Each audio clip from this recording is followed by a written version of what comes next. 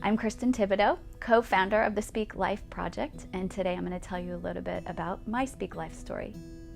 When I was younger, we used to have a saying, I'm sure some of you have heard it, and it was, "Sticks and stones may break my bones, but words will never hurt me."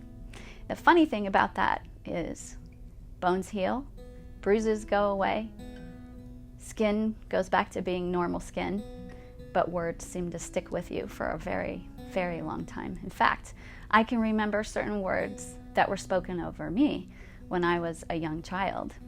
I don't think that my parents ever meant to say anything intentionally negative over my life, but one word that was used to describe me when I was younger was, "Kristen, you're such a little tornado." And whenever I would think of a tornado, I would only think of the dark things about a tornado that I knew of, like how it destroyed everybody's homes and you never knew what to expect, and it was intense, and people would basically take shelter for their very lives when it came. So whenever this word was used in conjunction with me in any way, I began to feel this overwhelming sense of shame inside, like I was a bad thing, and to enter the room with my intense presence was to bring destruction into the room.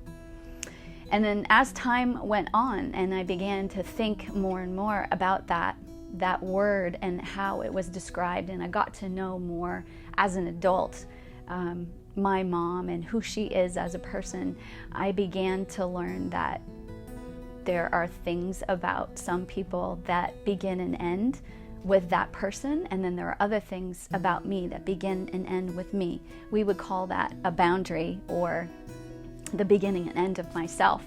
And so when I began to get to know myself as, yes, I am a very passionate, intense person, and I have an extreme amount of energy. And I have many friends, close friends, tell me that they don't understand where I get my stamina. I began to realize that the qualities that my mom was referring to when she called me a tornado were these kinds of qualities.